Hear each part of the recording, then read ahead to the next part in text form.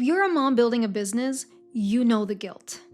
We somehow think that working takes away from our kids. So we hide the laptop, we close the office door, and we try to separate our business from our children's childhood. What if hiding your business is not protecting them at all?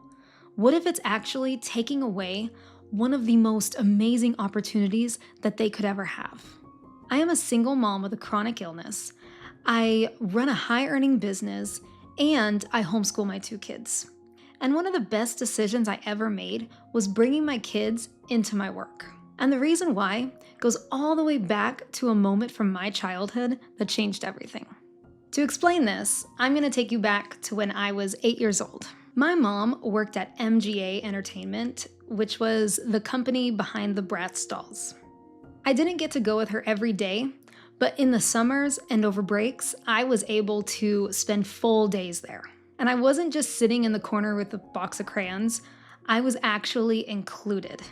So I used to draw toy ideas on printer paper, and I actually got to pitch them to Isaac Larian, who was the CEO of MGA. And the crazy thing about that is that he actually listened. He would sit down, he would listen to every single one of my ideas, and he made me feel like my ideas really mattered. And because my mom was involved in developing the Bratz dolls with them, I got to be in the corner listening and involved in some of the meetings about the Bratz dolls, and it was just a little girl's dream. So there's one moment that I will never forget. One evening, the first ever shipment of the Bratz dolls arrived. And I was at the office at the time with my mom. And the owner, Isaac Larian, called me into his office and he handed me one of each doll. And he told me right then that I was the first girl in the world to ever have a Bratz doll. And so it was amazing. I was the happiest little kid in the world. And it was something that I'll absolutely never forget. Growing up in an office did not take away from my childhood. It expanded it. It was one of the best things that I did as a kid. It showed me that real work wasn't separate from creativity. It was creativity. And it made me feel like I belonged in that world. So years later, when I was building my own business, True Home Appraisal, I remembered how valuable that time with my mom was in her office. I didn't want my business to feel like something that pulled me away from my kids. I wanted it to be something that they felt like they could actually be a part of. So we made the Appraisal Kids. It started as a fun, creative marketing campaign for True Home Appraisal. It was a way to share simple real estate education concepts in a way that people would actually remember. Instead of me talking on camera about real estate comparables, we had my kids doing it. Cosette filmed her first video at 5, and Everett filmed his first video at 4. So we would basically feed them one line at a time, and it was adorable because later they would actually recite that script back to us even when we weren't recording. So they were actually absorbing this information just by simply being around it. As a 5-year-old, Cosette was invited to 2 podcasts. She was actually on one podcast, and she was able to interview an appraiser on the Appraisal Kids and also be interviewed by that same appraiser on his channel. So it was just a really exciting, fun experience for her.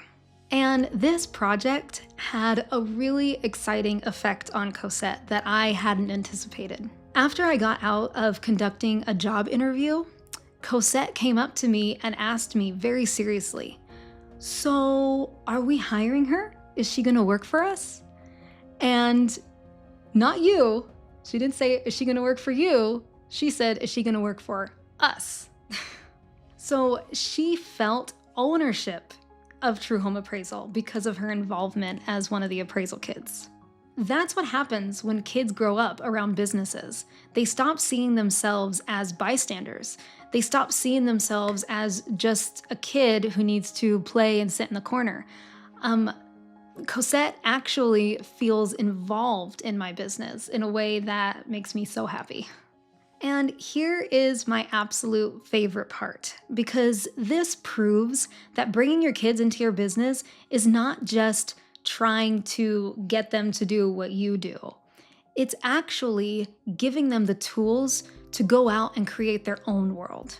Right now, Cosette is in pre-production for a movie that she dreamed up. Her cousins are the actors. She is writing the script. She is casting the parts. She is writing the music. She is choosing the camera angles and telling me what shots she needs. It is the most adorable thing. So she told me that for one scene, she needs there to be a castle with a dragon. So I bought her a green screen and I told her we will figure it out.